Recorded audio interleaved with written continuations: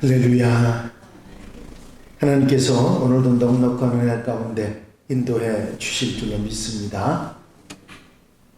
이제 고난주간 넷째 날 새벽 예배를 하나님 앞에 함께 드리십니다. 다 같이 사도신경으로 신앙 고백 같이 하십니다.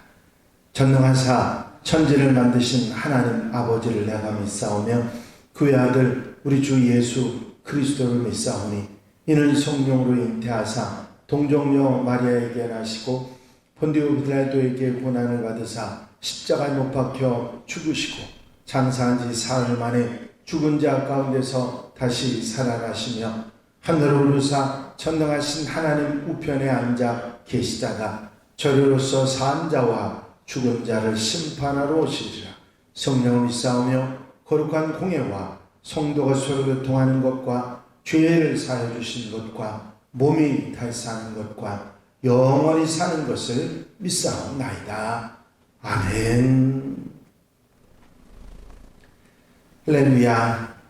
오늘 함께 보실 하나님의 말씀은 마태복음 26장 6절로부터 13절 말씀까지입니다. 마태복음 26장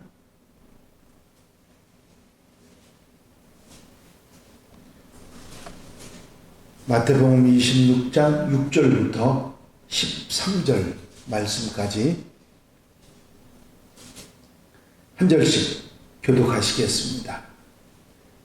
예수께서 베다니 납병 환자 시몬의 집에 계실 때에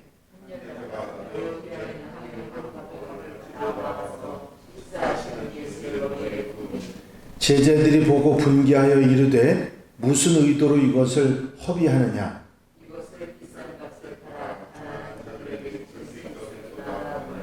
예수께서 아시고 그들에게 이르시되 너희가 어찌하여 이 여자를 괴롭게 하느냐. 그가 내게 좋은 일을 하였느니라.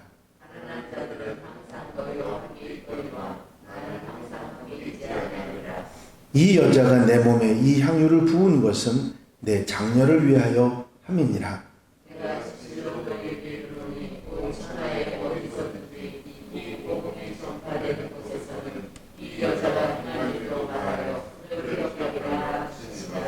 아멘. 할렐루야. 오늘은 고난주간의 넷째 날이고 수요일입니다. 수요일은 성경에 예수께서 특별히 이렇게 하셨다 한 적이 기록된 것이 없습니다. 예수께서 낮에는 예루살렘에 계시고 밤에는 베다니에 나가셨고 어제도 화요일 날도 베다니로 나가셨기 때문에 예루살렘에 다시 오셔서 무슨 일이 있지 않은 다음에는 베다니에 계셨다 그렇게 생각할 수가 있겠습니다. 베다니에서 일어났던 사건 중에 중요한 사건 하나가 오늘 함께 읽으신 이 옥합을 깨뜨린 여인에 관한 이야기입니다. 예수께서 베다니 납병 환자 시몬의 예수께서 그 납병을 고쳐주셨던 시몬의 집에 계실 때에 한 여자가 향유 한 옥합을 가지고 와서 식사하시는 예수님의 머리에 부은 일이 있었습니다. 이 일을 가지고 제자들이 화를 내고 말합니다. 이것을 비싼 값에 팔으면 가난한 자들에게 많은 것을 나누어 줄 수 있는데 어떻게 허비하느냐. 그렇게 허비라고 하는 말을 제자들은 했고 주님께서는 그 여인을 괴롭게 하지 말라 하시면서 나에게 좋은 일을 했다. 그렇게 말씀을 하십니다. 가난한 자들은 항상 너희와 함께 있으니 너희가 도와줄 수 있지만 나는 항상 너희와 함께 있을 수 없다. 이 여인이 내 몸에 향유를 부은 것은 내 장례를 위한 것이다. 그렇게 말씀하십니다. 그리고 그 여인을 축복하셨는데 내가 진실로 너희에게 이르노니 온 천하에 어디서든지 복음이 전파되는 곳에는 이 여인이 한 일에 대해서 기억하고 전파가 될 것이라 그렇게 말씀하신 것입니다. 주님께서 말씀하신 그대로 지금 그 이야기가 주님의 복음이 증거되는 지금 이 현장에서도 이 여인의 이야기가 되고 있는 것을 보면 주님께서 하신 말씀이 그대로 이루어지고 있다 하는 걸 우리가 생각할 수가 있습니다. 이 짤막한 내용의 이야기지만 수요일 전체의 이야기 가운데 다른 기록이 아무것도 없어도 굉장히 우리에게 의미 있는 예수님의 장례를 준비하는 생각하지 않았던 일이 일어났다 하는 것을 우리가 알 수가 있습니다. 특별히 이 여인이 예수님의 장례를 준비하려고 미리 알고 예수님의 머리에 향유를 부은 것은 아닙니다. 그저 주님께 마음을 드렸을 뿐인데 그것을 주님께서 그렇게 말씀하셨고 상당히 의미 있는 그런 행위로 보여졌던 것이죠. 이 내용의 이야기 가운데 우리가 분명히 깨달을 수 있는 이야기가 있다면 제일 중요한 것은 주님께서는 이미 알고 계셨다는 것입니다. 당신이 십자가에 돌아가실 일도 제자에게 팔릴 일도 그리고 장례가 준비되지 못해가지고 향유를 처리하는 그런 일들도 없을 것이라는 것을 미리 다 알고 계신 상황을 이 이야기 속에서 금방 눈치챌 수가 있습니다. 나는 떠날 것이고 이 가난한 자들은 너희와 항상 함께 있을 것이라고 하는 주님의 말씀 가운데서도 주님이 제자들을 떠나시겠다고 하는 떠나게 된다고 하는 상황을 알고 계셨다는 것을 우리가 알 수 있습니다. 그렇습니다. 주님은 이 십자가 사건에 대해서 모든 것을 알고 계셨고 그리고 미리 준비하고 계셨음을 우리가 볼 수가 있습니다. 그렇습니다. 우리 주님은 하나씩 차곡차곡 당신의 사명을 위해서 준비하고 계셨고 알고 계시면서 그 모든 일을 침착하게 행하고 계셨음을 우리는 깨닫게 됩니다. 제자들은 모르고 당황해서 엄청난 일 겪고 충격을 받았습니다마는 주님께서는 모든 것을 당신의 사명을 위해서 하나씩 진행해 나가고 계셨다는 사실을 알 수가 있습니다. 이 짤막한 이야기지만 이 이야기 가운데 제자들이 보는 눈과 예수님이 보는 눈이 완전히 다른 것을 볼 수 있습니다.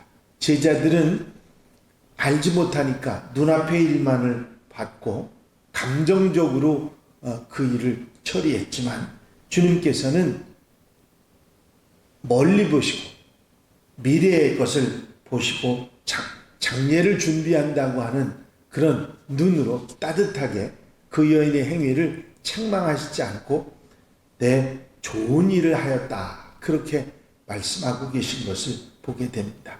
우리가 세상을 살아가면서 우리의 보는 눈이 좀 멀리 보고 살아가면 우리는 감정적으로 살아가지 않을 수 있는데 그렇게 하지 못하는 우리의 모습들을 생각하면서 이 제자들과 예수님의 이 교훈을 다시 한번 생각할 수 있습니다. 그렇습니다.